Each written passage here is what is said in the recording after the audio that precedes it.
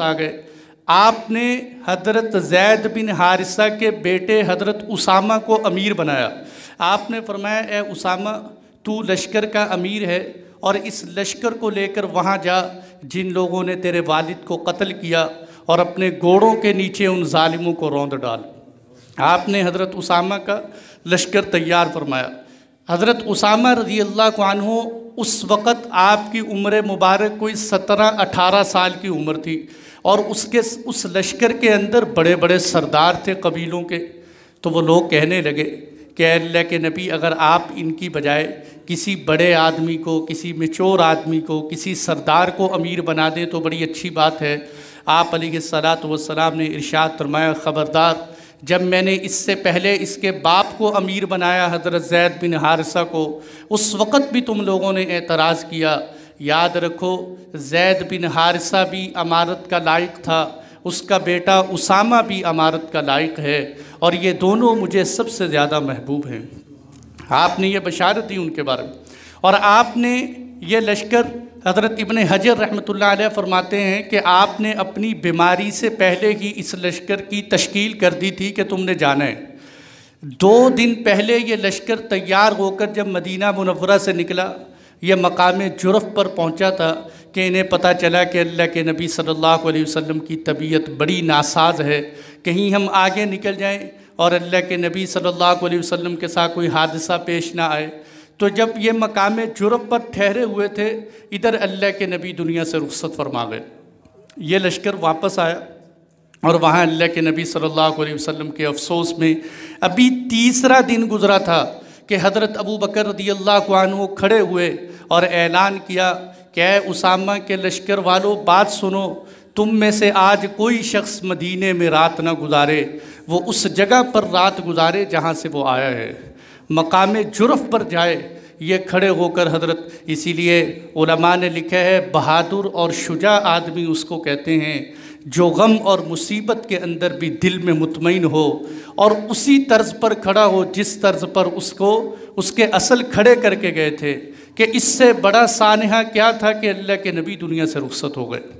اس سے بڑی بھی کوئی وفات اور اس سے بڑا بھی کوئی غم تھا، لیکن اس کے باوجود بھی حضرت ابو بکر رضی اللہ عنہ نے فرمایا 3رے دن کھڑے ہو کر کہ کوئی مدینے میں رات نہ گزارے، وہ اس جگہ پر جا کر رات گزارے۔ جب یہ اعلان ہوا تو مدینے کے اندر کوہرام مچ گیا۔ لوگ کہنے لگے آ کر حضرت ابو بکر رضی اللہ عنہ سے کہ حالات پہلے جیسے نہیں رہے، آپ کچھ نرمی کیجئے، حالات اس طرح کے نہیں، آپ ان کو روکنے کی کوشش کیجئے۔ حضرت ابو بکر رضی اللہ عنہ نے بہت زبردست جملہ کہا۔ آپ نے فرمایا لَوِ اخْتَطَفَتْنِيَ الْكِلَابُ، اگر کتے میری لاش کو مدینے کے اندر گلیوں میں گھسیٹیں اور میرے جسم کو نوچ بھی ڈالیں، میں تب بھی اس لشکر کو نہیں روکوں گا جس کو اللہ کے نبی نے روانہ فرمایا ہے، تب بھی میں اس لشکر کو بیچ کے رہوں گا، روانہ کروں گا۔ پھر انہوں نے دیکھا کہ حضرت ابو بکر رضی اللہ عنہ تو اس لشکر کو روکنے والے نہیں، مدینے کے اندر خطرے کی بات اس کو بھی حضرت ابو بکر ماننے کے لیے تیار نہیں۔ پھر چند صحابہ نے حضرت عمر رضی اللہ عنہ کو تیار کر کے بھیجا کہ آپ حضرت ابو بکر سے بات کریں اور ان سے یہ کہیں کہ چلو آپ اتنی بات مان لو کہ اسامہ کو امیر بنانے کی بجائے کسی اور کو امیر بنا دو، لشکر کا کمانڈر اور یہ لشکر کی کمان کسی اور کے حوالے کر دو، حضرت اسامہ سے لے لو۔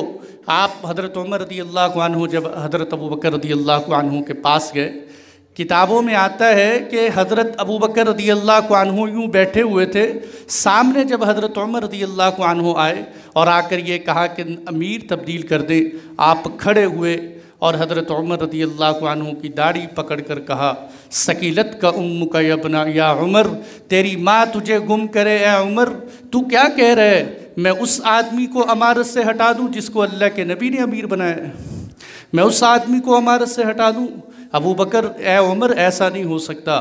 پھر حضرت عمر رضی اللہ عنہ نے فرمایا ابو بکر کچھ نرمی کیجئے، محالات ایسے نہیں۔ آپ نے فرمایا دیکھو کتنے شاندار الفاظ میں جوڑا۔ آپ نے فرمایا جبار فی الجاہلیت خوار فی الاسلام، اے عمر زمانے جاہلیت کے اندر تو بڑا بہادر بنتا تھا، آج اسلام کے اندر بزدل بن گیا ہے۔ اسلام میں تیری بہادری کہاں گئی؟ اسلام میں اپنی شجاعت دکھا۔ زمانے جاہلیت میں بڑی بہادری دکھاتا تھا۔ حضرت عمر رضی اللہ عنہ یہ بات سن کر واپس گئے اور جا کر ان سے کہنے لگے تمہارا ناس ہو، تم نے امیر المومنین سے آج مجھے اتنے غصے کے الفاظ کہلوائے۔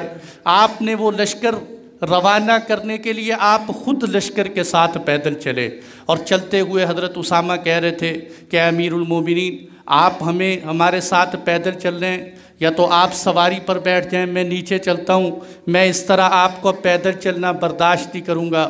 آپ نے فرمایا نہیں نہیں اے اسامہ، تو سواری پر سوار ہو کے چل، میں اللہ کے راستے میں اپنے قدموں کو خاک آلود کرنا چاہتا ہوں، میں اللہ کے راستے میں اپنے قدموں پر مٹی ڈالنا چاہتا ہوں۔